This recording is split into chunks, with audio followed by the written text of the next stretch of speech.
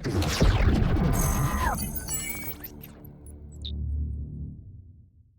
everybody, welcome to another episode of the System2 Podcast. Today I have the pleasure of having Jim on. Jim is the managing director and co-founder of Naturally Chicago.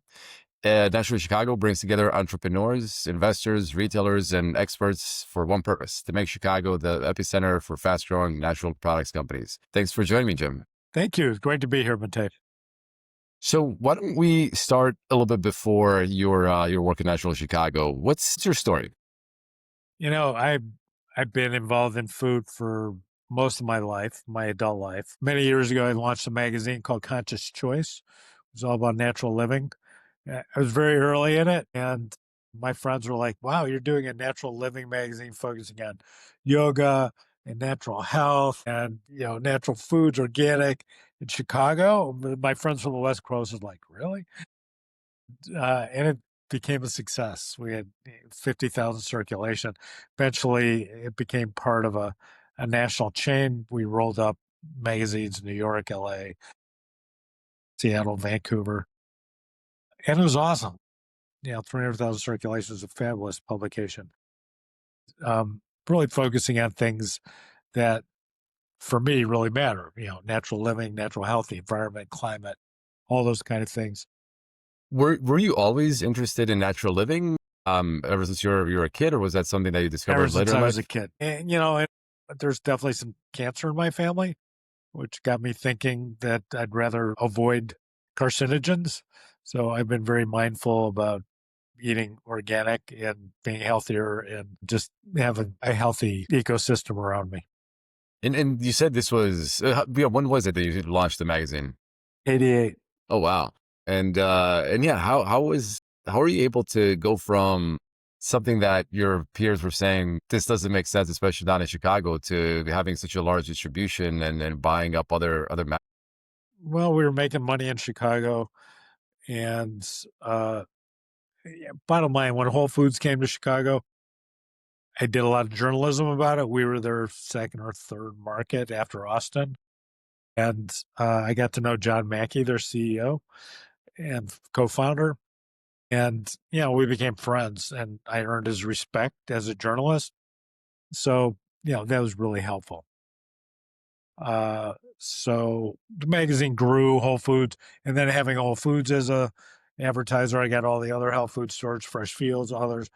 And a lot of the companies that were selling them, I started going to the Natural Products Expo in California, which is like the Super Bowl of natural and organic foods. So a lot of these people are like, I should advertise. Chicago's a big market for us. So I grew that. In 95, there's an incinerator putting out 150,000 pounds of lead in Chicago in a neighborhood that was primarily poor African-American people and a lot of young African-American children who crawl around on the ground, put their hands to their mouth, and there's lead dust on their hands. And so the lead poisoning rates in that neighborhood were off the charts. So I was pissed that the city was poisoning its own children. So I got a friend who worked at Leo Burnett. We did an ad campaign, Shut It Down campaign, featuring two kids who had lead poisoning in that neighborhood. The Chicago Reader, which is a local alternative weekly, did a cover story on it back when news weeklies were important. I mean, really important. It had probably 100,000 circulation. I wrote an op-ed in the Tribune. All the politicians came to a rally that we had. And lo and behold, within 6 months, we shut it down. And I'm like, wow, this environmental communications really works. And so the foundation that gave me $5,000 to write that, to run those ads, gave me 400,000 to launch a nonprofit called Sustain. And so Sustain basically was an environmental communications group. My friend who worked at Leo Burnett, I hired him to be our creative director. I hired a really good PR guy.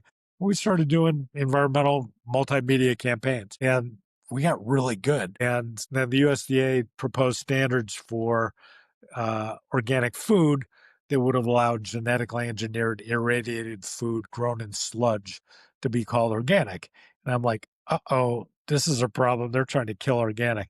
So I called my friend who ran the Organic Trade Association. I'm like, hey, do you need a communications group on this? And she said, yes, please.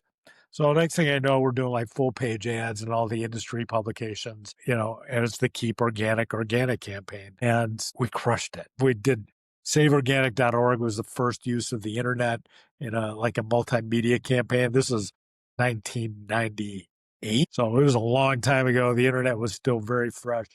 And, people can go, they could download postcards, print them out and give them to all their friends or take them to their local health food store or co-op. So it was a killer campaign.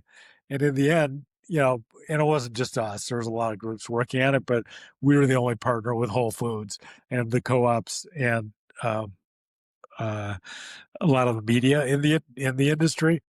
And we got 280,000 comments pretty much saying, screw you. Organic is not those things. Why don't you start over?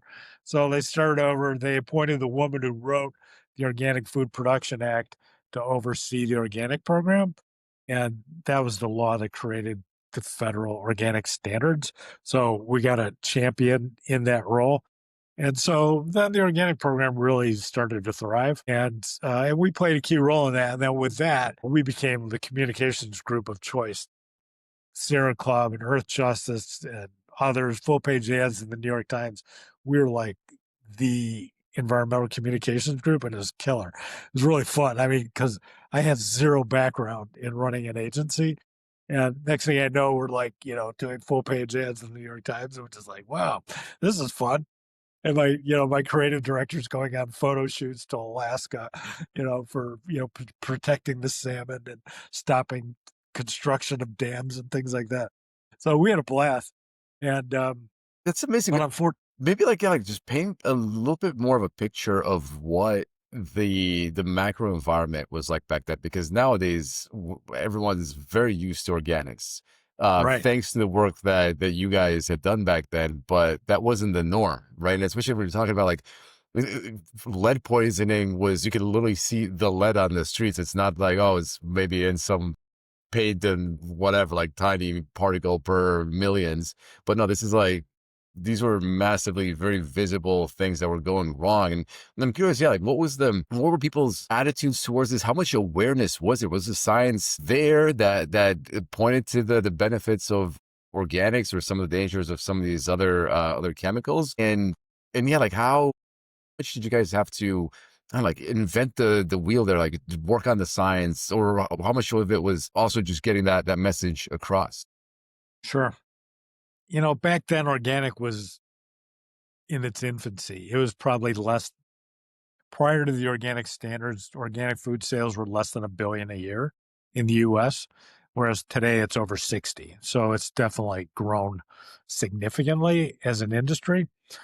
There's steadily been science about the negative impacts of various insecticides, other pesticides. Some have been implicated as being carcinogenic. Others are estrogenic, which are causing problems with fertility. And, all you have to do is look at fertility rates in the U.S. or infertility rates, and they're off the charts. And, it's kind of in tandem with the use of chemicals that are estrogenic in our culture. I think there's been steady growth in the amount of science implicating some of the chemicals that are sprayed on our food with health issues. So I think the science has always been there. What needed to happen is an infrastructure needed to be built. Slowly but surely, the organic food industry just kind of moved into the already existing natural food industry. Quite honestly, with the growth of Whole Foods, at that time, Whole Foods had a couple of stores and, maybe 10 or 20 or 30. Today they've got 500 or 600. Sprouts has almost the same number. There's now a big industry with a lot of retailers that are dedicated to natural and organic foods. Then, Walmart has a huge organic section, and Costco probably sells more organic food than Whole Foods does. And, Safeway's got it, and Albertsons. So you name it, they're selling organic foods. Some do it better than others. And then the infrastructure around it has changed. The brokerage network, the distributors, the data companies like, my friend Tony at Spins, our friend Tony at Spins, and others have stepped up, and many other service providers to support both the entrepreneurs, the retailers and the investors. And there's a robust group of investors now in the natural and organic food space that are very actively looking at emerging brands. And that's an exciting area for me and something I've been in recent years doing a lot more work with. And then you were also early in terms of the media side, right? And as you're saying, you're trying to discover this as you're going along, and you're internet, you're early in a bunch of these, getting these like grassroots campaigns done at scale through this new media. What was that like, and how much of it was trying to figure out the technologies versus figuring out, the messaging? How did you go about leveraging all this new tech to help in your campaigns?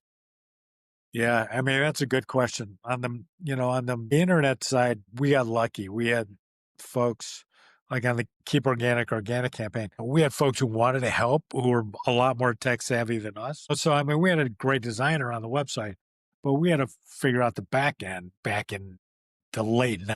It's like, okay, how do we like set something up so you can download a PDF of a flyer and then print it out at Kinko's and cut it into four and turning it into postcards. And we ended up getting like 30 some thousand postcards sent to the USDA on our behalf that were our postcard because people did it, which was really exciting. I mean, it was more simple technologies than that. It was not super sophisticated technology. It was rudimentary Internet 101, but it worked. And plus, we had all call your congressman, tell them you're concerned, and links to databases, find out who your congressman is and give them a call or whatever, or call the USDA. And the USDA got so inundated. They're like, stop. We don't want any more phone calls as the best. How did Well, you then don't try to kill organic. Then you won't get phone calls next time. were you guys in communications with the FDA as well? They were reaching out to you to Well, demand like a not to us, but ceasefire? the organic trade associations were a partner on the campaign, and they're the ones. They were like, come on, please. The USDA was like, enough. It kept hitting the New York Times, big stories, very prominent pieces. And they're like, okay, we blew this one. These people are pissed. And then with that, I realized, wow, these people care about their food. We have to do more in food because, at that time, we were more a broad-based environmental communications group. And I've been going to Expo West, this big trade show. It's like 70,000 people, 3,000 vendors. Now, it was probably half that at least 25 years ago. When I first started going to Expo West, 30 now, almost. And I realized there's nothing like that locally.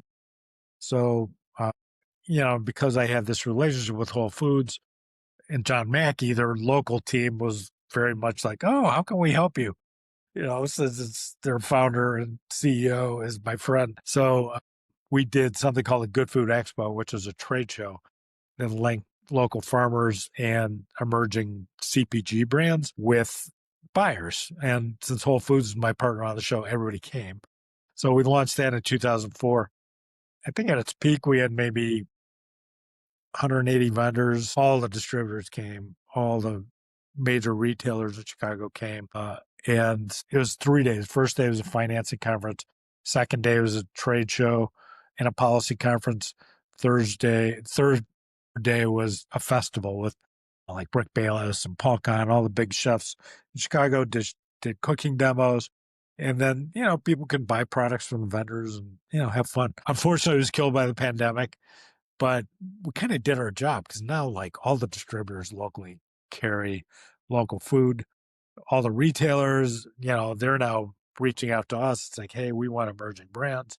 So it definitely had a strong impact on building markets for local sustainable food in the Chicago market. And through that, I learned a ton and really kind of set me up for the next phase of my life and career, which is naturally Chicago. Before we get to the current phase, I'm very interested to see how things have changed a lot. You go from 1 billion to 60 billion organic market. And yeah, it sounds like there's still a lot of work to do. But it's also interesting to see the parallel that you mentioned with Whole Foods and your early work with them then is now everybody, to your point, like everybody knows of Whole Foods and the what they've been able to accomplish. What was that like back then when you were working with John Mackey? Did you guys feel like you were how like renegades going out against the world trying to do something else? Did you ever have a sense of how large both of these, like, this organic movement was going to become? I had hopes just because, as I've said, I'm personally extremely committed to eating organic food and promoting organic food. And I see the value when I go to organic farms and I see the rich ecosystem that's around them versus conventional farms, which are kind of monocultures and the soil is dead because of all the chemicals. It's vastly different. So I had high hopes that this was going to take off and succeed. And it's still got a long way to go. Well, I mean, conventional food is still 95% of the food in America. Yeah, organics, it's not really plateaued at 7, 8% versus conventional, which is maybe 1 or 2. It's still declining slightly versus inflation, whereas organic is growing. But back in the early days, it was like 50. The growth rates were huge. And so I kind of got spoiled with like, wow, it's everywhere and it's growing like mad.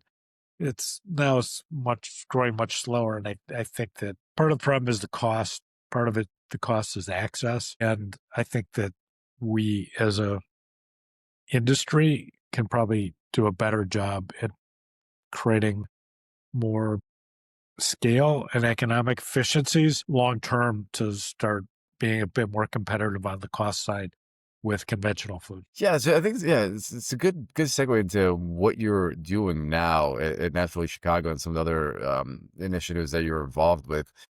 What has changed? And yeah, maybe we could touch a little bit more on some of these challenges that we're currently facing. Sure. Well, um, I think what the opportunity is building a regional ecosystem of key players in an industry to just build the synergies, build the efficiencies, build the connectivity so more business can happen. That's what a good network does. And so Naturally Boulder was actually the first. They're in Colorado. Now it's Naturally Colorado. But, they built a really strong network. And I used to go to their events because they were some of the best events in the natural products industry. A lot of fun, great people, interesting topics. Programs were rich in content. And so I was kind of hooked. But I was doing this Good Food Expo, and every year, um, we would bring in some big name speakers. One year we brought in Seth Goldman, who was the chairman of Beyond Meat. He was the founder of Honest Tea, chairman of Beyond Meat. And right after they took Beyond Meat public at a $5 billion market cap, called him up. It's like, hey, Seth, you want to give a keynote at our conference? It was good timing. Beyond Meat was hot. They're not so hot right now. 7, 8 years ago, they're really hot and really set the stage for a lot of growth in plant-based. So he said yes. So he came out. And I also asked Carlotta Mask, who runs New Hope. At that time, she was running New Hope and the Natural Products Expo, that big trade show. And she's a good friend of mine. So I'm like, hey, Carlotta, do you want to interview Seth afterwards? And maybe we'll have a panel. We'll bring on some of his other investors. So we brought in General Mills, who was a Series A investor, S2G, who's a Series A investor. S2G, Chicago-based $2 billion fund founded by Lucas Walton, one of the Walmart heirs, and Cleveland Avenue, which is another Chicago-based fund founded by Don Thompson, the former CEO of McDonald's. Great conversation. And Carlotta, at that time, was also the chair of Naturally Boulder. And she's like, hey, Jim, Naturally Boulder, we went into San Francisco. So for our first expansion into another city, it went great. Do you want to do Naturally Chicago? And I said, well, I'm going to be with a couple of guys in a couple of weeks who might be able to help. Let me check in with them. So a few weeks later, we're on Tony Olson's boat. At that time, Tony was primary owner and CEO of Spins, the largest data company in the natural products industry. Brandon Barnholt, who was the CEO of KeHE, he grew from a maybe $400 million regional specialty distributor to an $8 billion national leader in natural and organic food distribution. And then Bill Weiland, the CEO of Presence Marketing, the largest natural and organic brokerage, who's launched Simple Mills, Siete, Suja, was key for, so many brands over the years as their broker, advisor, investor, many things. Bill's a real kingmaker in the industry. So we're on Tony's boat, and Tony's wife, Isabel, loves 1942 tequila. So after a few margaritas and shots of tequila, we're on the front of the boat. Lucas Walton's also on the richest guy in Chicago, who votes 12.5% of Walmart shares.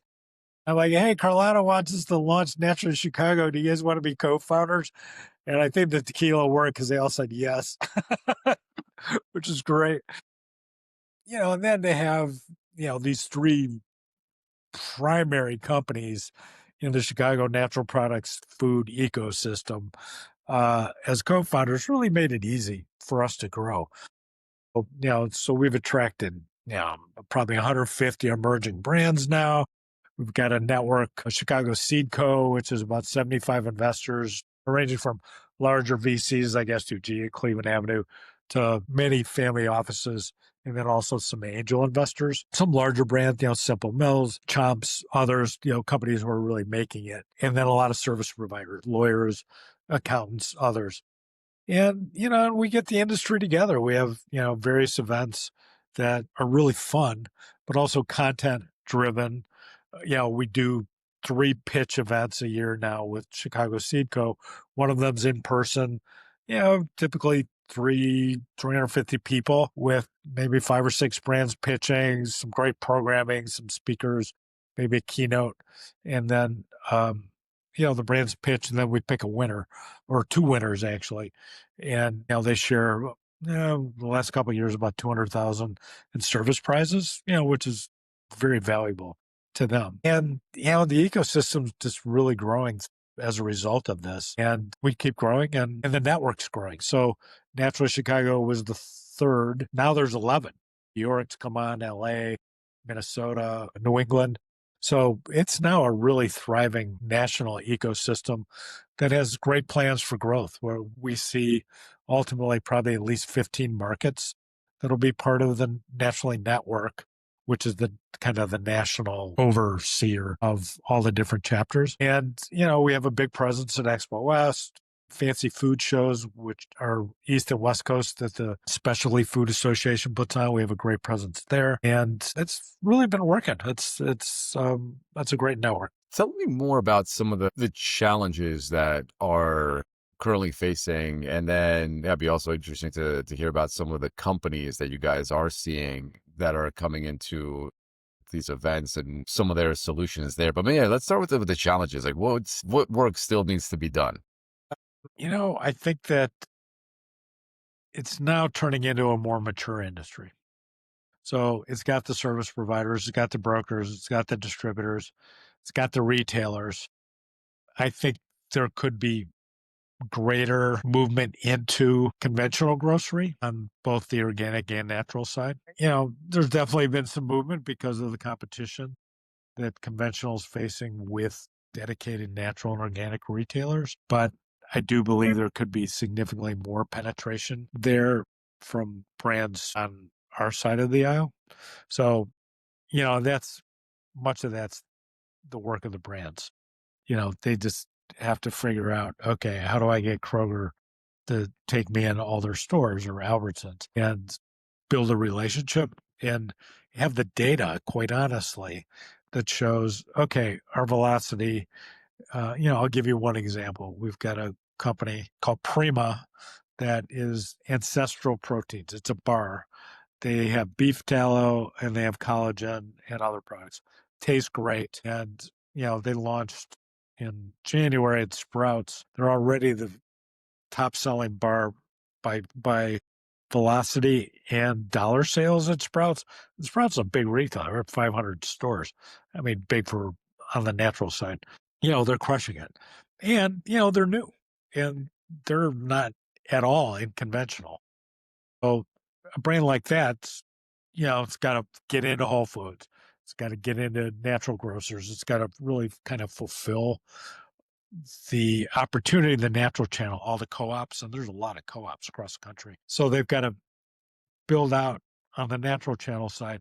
And then they have to figure out their conventional strategy and team, because selling into conventional is a very different sale than selling into natural. And so they've got to figure that out. Fortunately, I came in as a Series A investor. They're like doing 20 million this year, probably more in terms of their run rate for, startup. That's amazing. Super excited about that. And their team is super strong. Bill Weiland for president. I brought Bill in. So, he's their broker. And that's a good sign for them for the future. But I think they face the challenge that any other company that's starting in the natural industry is. Conventional is just a whole different language and mindset. And so building the team out and also the sales strategy and messaging on the conventional side, in this case, their conventioning, their messaging is kind of maha.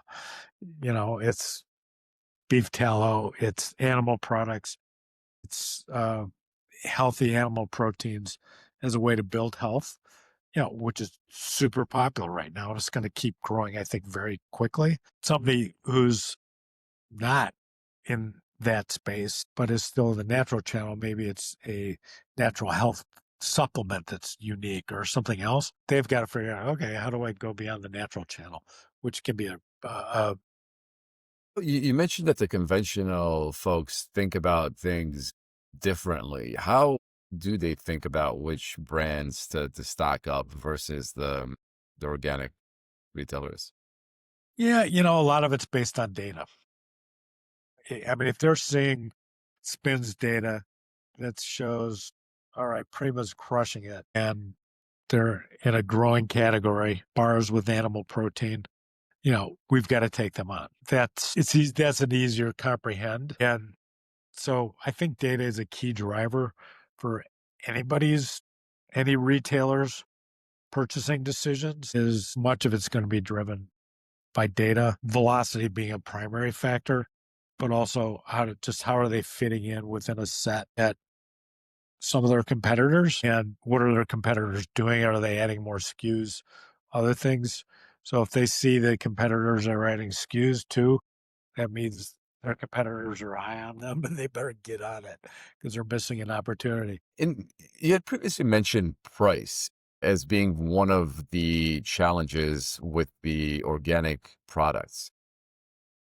How, and especially as the organic industry has scaled, have we seen some price, or is it still just given the extra steps that you have to go through to produce these organic products that it will always end up being a premium product? Can it ever be cheaper than conventional food, or just given its limitations, it will always have to be a little bit more premium? I think organic's always going to be somewhat of a premium. I'd like to see the premium come down a bit with some scale and efficiencies, but it's just a challenge I think faced because the scale is not nearly, when you're looking at 5% to 95%, that's such a difference in scale. It's 20 to 1. Uh, yeah, 30 years, is it 25% to 75 or 40% to 60? At that point in time, the premium will definitely come down significantly. At a 20 to 1 differential like it is now, I think you're still going to see price differential for quite some time. I just came out of a conversation with a friend, and we were talking about, he also has a data company, and he was looking at data in the chicken market and using that as an indicator for everything from like supply chain to the broader health of the US consumer. And part of the question is what's happening to food inflation? And there are a bunch of things working against that, including like there's more extreme weather, but also from a labor standpoint, with the tougher immigration stance, a lot of these farm workers were not documented. And so if that supply of labor goes away, that can translate into higher food prices. What do you guys? Yeah, well, what are you seeing from a macro, and especially as the economic cycles change, and if we do end up in a worse economic environment where people start seeing this, we saw the egg prices right a few months ago skyrocketing, and for various reasons that obviously like goes right into the average consumer's bottom line, and it could cause like stress to their lifestyle as well as like any other spending that they're going to have. Yeah, what do you think what do you think is this impact of the broader economy, and how that impacts what types of foods people eat and how much they're willing to pay for them? Yeah, that's a good question. I think that I'm thinking from what I'm hearing from manufacturers, inflation is leveling off, and they're likely not to be passing, at least on our side of the aisle, not going to be passing off big price increases anymore. And because of previous price increases, I think a lot of them are pretty profitable right now if they've got scale. I think in the broader economy, that's probably going to be the case as well. So I think, unless somebody's importing a lot of products from places where there are significant tariffs, that's obviously a different piece of the game. Then they're going to have to, at some point, be passing on those extra costs. But for now, I'm thinking it's going to be leveling off, which will be good for consumers across the board because it was a rough couple of years. Yeah. What are some of these? I mean, you mentioned some companies that you're invested in or excited about. What are some of the others? What are some of the, or when you think about your own eating, your own cuisine, there are obviously all sorts of different trends. You mentioned animal products are making a comeback, like paleo diets. Well, what are you seeing happening there, and how has that impacted your own? Sure. I'm definitely more paleo focused, I think. I eat a lot of protein, a lot of vegetables too, fruits and vegetables. Try to stay away from processed foods as much as I can, and mostly organic. Or if I do eat meats, it's going to be grass fed or more or organic or both. And I think that those diets are definitely continue to be very popular and growing interest with consumers. One of our companies and board members is Chomps. Rashid Ali is their CEO. On fire, fastest growing company in the food industry. They're meat sticks and grass fed. They taste great. They have some awesome flavors, both beef, turkey. They're booming. And, they're going to be, who knows when they're going to sell, but when they do, it's going to be $1 billion exit because, they're just crushing it. They're on fire right now. So healthier meat products are definitely a trend. But then, on the other side, we've got a company called Evergreen. They're a waffle company and is launched by former Kirkland and Ellis lawyer who then went to Alinea, worked for Grant Achatz and Nick Kokonas on both the Alinea and Talk side as chief of staff, helped them exit Talk, which they sold for a lot of money. And then, as a mom with a couple of kids at home, realized that she didn't really have healthy food to feed her kids. She wasn't getting them enough fruits and vegetables. So she launched a line of waffles with fruits and vegetables in them. And she's crushing it. Her sales are going through the roof, keeps improving the product, the flavor, the packaging is now completely spot on. And basically filling a need for moms, which is I need to give my kids more servings of fruits and vegetables every day. Help me. And this product helps. 2 young kids at home, and I can definitely attest to that need. And it's yeah, it's yeah. When you start talking about kids and their relationship to food, it's been really interesting to see it as a parent. And we're, I'd say, pretty health conscious. We want everything to be natural, like good for them. And yet the kids will be like, now one of my daughter's favorite things to say is like, I want to eat something not healthy. And so, because she started to associate like not healthy with like, oh, all this sweet stuff that has all these other things. And to her, Uh, like, she started saying this. I was talking to some friends, and they had the same problem. Like their kids use the phrase like, I want to eat something not healthy. And like our whole goal of using that is to be like, no, it's supposed to be a deterrent. Not healthy is bad. And yet right. like there's some level of like, I don't know, like they're choosing to go. And so if you can find these products that taste, it's, age old dilemma is like finding products that taste great and they happen to be good for you. But yeah, no, I think like in the kids exposure to food is interesting, and it ends up like shaping how you. Curious, what was your childhood like? Did you always eat organic? No, I grew up eating, learned how to cook, doctoring up mac and cheese to make it better.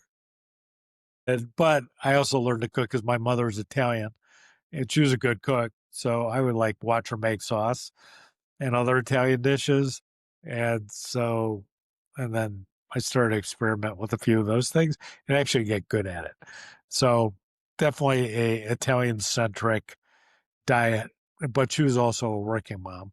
So, I was home and if it was, me making something, it started simple, but over time I got better. And I've always been a fan of vegetables, which is a good thing. Not organic in the early days. There really wasn't any way back when. Certainly, when I moved to Chicago and started going to some pre Whole Foods health food stores, I started buying organic even then back in the 80s. I was still a kid, but was always a big fan. Yeah, I'm curious to hear a little bit more about your mom and like what you guys how you ate as a family, especially I was born in Romania and having that kind of cuisine. It's not even so much about the cuisine, but it's about the product, the produce that you were using. And we didn't have grocery stores. You just went to the markets. And if you lived in the city, if you lived in the Yeah. country, you're growing your own like vegetables and Yeah. animals. And yeah, no, it's interesting, and it's like, and it's sort of like and I remember coming to America, a big part of it was going into these grocery stores and having so much choice, and we sort of looked down on these farmers markets as being very primitive, and there's no consistency. I had to like, I remember my grandfather used to like knock on the watermelons, trying to figure out if it's going to be a good one or if it had gone bad. And then now you have like every single apple looks exactly the same, and there's going to be no animal insects in it. And I still remember as a kid, like taking a bite of an apple, and there's sometimes there'll be a bug inside. And yet, like those were the things, right? That were now we know that food was so much healthier when you're eating directly from these like small farmers that were bringing their produce to the markets. And yeah, I'm curious, like, it sounds like your mom Italian have similar, I mean, they have like very intense attitudes towards cooking and their ingredients. And then yet you also mentioned that your mom worked and you have you're faced with the realities of it's not convenient to constantly like make all these meals and go out to the farmer's market and knock on like 10 watermelons before you pick one. You just want to know that the thing you're buying at the supermarket is going to be consistent. So yeah, I'm curious to learn, I guess, a little bit more about how that up sure these meals and how that's evolved. Sure. Like, growing up, we didn't really have farmers markets. They were few and far between. I grew up near Cleveland in the Cleveland suburbs, and we did have the West Side Market, which was a big farmers market, but it also had like vendors with a lot of prepared foods and things. So, for a treat, we would go there. Maybe we'd go there uh, on Christmas Eve and buy seafood for the Feast of the Seven Fishes. We'd eat a lot of seafood in our family, and especially like for, the Catholic times when you weren't allowed to eat meat. And so Christmas Eve being one of them. So that was a big tradition, was lots of fish on Christmas Eve. And we go to the market buy the fish, which was super fresh and amazing. And then I'd see all these farmers at the market. And I'm like, oh, wow, what's this?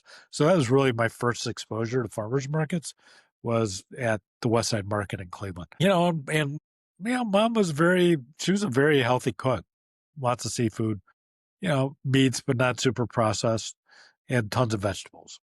It started out with cans in the off season because it was more affordable. And, she was a single mom, which was a little tougher. And then we moved into frozen, which was like, wow, this tastes a lot better. And then over time, I think we started, she would still buy broccoli or whatever, things at the supermarket as well. But there's kind of a mix between all of them. But nonetheless, wasn't a lot of processed food, which I was happy about, and certainly better for my health and for her health. Yeah.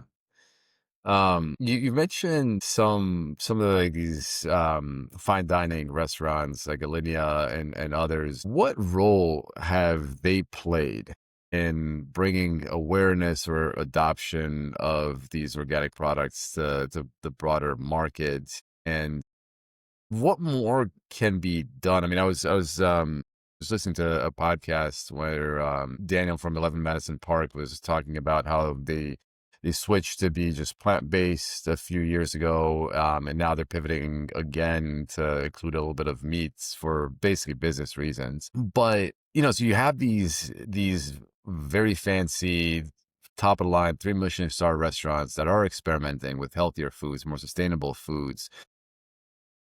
And yet, you also have Shake Shack that came out of the same group, right? And it's massive to your earlier point about scale. Is it possible to leverage some of these cutting edge restaurants, but then to also come up with, I don't know, could there be a Shake Shack equivalent in the organic space that brings this kind of cuisine to the mass market?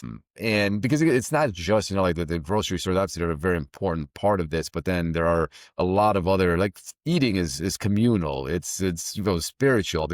It involves so many parts of our lives. And I'm wondering how you can bring in these other parts of the ecosystem to help with the broader cause. Right. Well, in Chicago, I think some of the top chefs really drove the farm to table movement. You know, two in particular came to mind. Rick Bayless from Frontera Grill, has won multiple James Spirit Awards. Mexico One Plate at a Time, his PBS show is on for a decade or more. And, Rick's the consummate farm to table chef and has been promoting it, wearing it on his sleeve, on his menu for 20 some years. Charlie Trotter was another one, more of a fine dining chef, but Charlie was big on local sourcing. And in fact, I think I did the first story about Charlie sourcing local food from a lamb company in Wisconsin. And he was so happy with the story, invited my entire staff from the magazine in for dinner. And he comped at Charlie Trotter's, which, there's like 8 of us. So thank you, Charlie. That was quite a night for my team.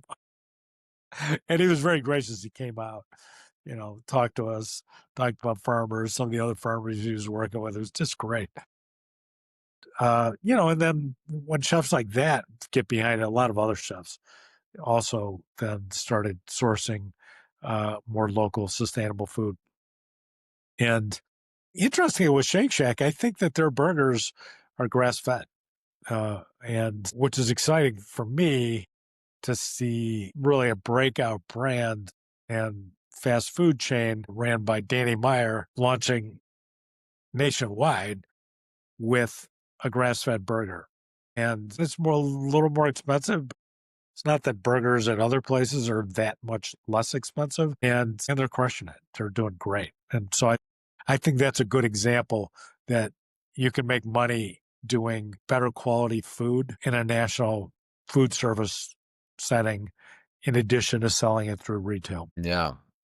Talk to me a little bit more about the media side of it. There was a huge component of your earlier work. You then got on the internet and had some great success there. You just mentioned now some, helping restaurants with writing content about them. How has this changed in the social media world, or how do you see this continuing to evolve with everything from AI to all the new ways people are consuming content? What's the role of media or content creators if they're trying to push this message across? That's a real good question. I think there's an opportunity for content creators because there's so much demand from consumers to learn more about ways that they can be healthy. Food is one component, but natural health continues to grow rapidly. All the hospitals now in Chicago all have integrated medicine divisions within them. So they've got doctor specialists and they've got, chiropractors on staff or acupuncturists or nutritionists or whatever. So I think that just in general, the demand for services and products that help to make people healthier is definitely there. And so from a content creator perspective, figuring out a niche where, you know, whether it being an influencer that's driving content and ultimately relationships with companies that might want to utilize them to promote their products or other things. I think the opportunity is there in growing on the healthier food and healthier product side. You got to have the right mix of content. And it does sound like that. To your point, there are um, a lot of different people in this ecosystem, whether you're the content creators or you're a new brand that's looking to get your name out there, or your restaurant, where some of these folks can come together to do this. In terms of like the conferences or the events, and even the way that you guys started Naturally Chicago is on a boat, and after a couple of drinks, people got together to coalesce behind this idea. Do you see? So we talked about the social media side of it. Like, tell me more about the in-person side of it. Yeah, there are certain things that you just can't do from behind the phone. What does that evolve like? And it looks like, that's obviously old school technology. These conferences or gatherings have been going on for a long time. Have those continued? How have they evolved? And what's the latest there? I mean, for us, the Super Bowl of our industry is Expo West, Natural Products Expo West, California, 4 days. Everybody goes and parties, great plenaries, and then a trade show with 3,000 vendors. Just walking the trade show takes 3 days. That's huge. And then for us, we do a lot of in-person events. Some are more intimate, like Chicago Seedco. And we've got a reception in a couple of weeks with 10 brands that are seeking capital, and probably 50 investors will show up. But they get to connect over cocktails at fancy law firm, downtown Chicago, Fulton Market, and it's a lot more intimate. And so we try to do a combination of larger events and then more intimate connections where people can really spend a little bit of time, get to know each other, and find out if there might be a business relationship to pursue coming out of that. You had told a story about the kids getting lead poisoning, and and now after all these years, you're helping a lot of people eat healthier and live healthier lives. I know you're also working with some nonprofits. Like, talk to me about giving access to organic, like natural foods for folks that might not be able to afford it, or might not even know to seek out. We've all heard of these food deserts where in the middle of cities you don't have exposure or access to healthier food. What's that side of the equation looking like? What's some of the work that's being done there? Yeah, I think there's a lot of groups now that are doing like urban garden groups, also then have the ability to do cooking demos in those communities. So they grow the food and then either they cook it on site or maybe they've got an off-site kitchen where they can bring in food to grow. There's a program called Pilot Light that was founded by a number of Chicago chefs. Paul Kahn from One Off Hospitality, Jason Hamill from Lula, Matthias Merges, used to be the top chef at Charlie Trotter's. And they started a program doing food education in Chicago public schools. And it got so successful, now they're doing it across the country in other cities. So, there's definitely programs like that. There's also programs just on the west side where people want to eat healthier can come in. They can learn about cooking and sourcing better quality food. And then sometimes there's meals associated with that. So there's definitely work being done to, number one, educate people who want to know more about healthier food. And then two, give them access to actually experiencing these flavors and or cooking classes so that they could apply some of these things in their own lives and with their own families. For those people listening who are interested in helping out or learning more about what you guys are doing, how can they get involved? What are some ways that they can get in touch with you guys? Yeah. www.naturallychicago.org is our website. Windy City Harvest, I think, has some of the best food access programs and cooking programs in urban communities in Chicago. That's another one. I'm guessing they're affiliated with the Chicago Botanic Garden, but I'm guessing Windy City Harvest.org might be their website. Good Food Catalyst is a nonprofit that I founded many years ago that still does a lot of work in urban communities, some around food access, some with really early stage food entrepreneurs. So those are just a few resources I can put out there. That's awesome. Last question, Jim, like, are you still writing? Are you still involved on that advocacy side from your earlier days of your career? It's something I want to get back to. Sold a magazine years ago, so not really involved there anymore, but I enjoy writing. And once in a while, Crane's Chicago Business is the business publication in Chicago. So I write op-eds for them, usually 3 or 4 times a year. So if you want to look up, there's a couple there that are quite good. Been thinking about a book about local food. Who knows? Maybe someday. I got to get locally made. I'd like to take locally made across the country. Chicago being the first market, and then got 11 more markets across the Naturally network that I think could utilize this model that we've created. I'd like to get a little further along on that, and then maybe start working on a book. What would you want the book to be about? My working title is "Good Food on Every Table." How do we get great food to everybody and increase the supply of it, increase availability of it, increase the demand for it? Yeah, that's it. It's one of the recurring themes of this conversation is scale, right? To get good food on a couple of tables is easy. To get food on every table is hard, and you're dealing with these supply chains, marketing, existing behavioral patterns that need to be changed. It really is an interesting way to think about this organic or natural industry as a whole. And it's sort of similar, you also invest in startups and you go from being a startup to being a scale up. And you're now talking about going from 5% market share to 20% market share. It's different. It's a different way of thinking. The problems become significantly more, I don't know, just different types of problems. Yeah, I think so too. What's holding you back from starting to write it? I just need to nail some things down here with our expansion.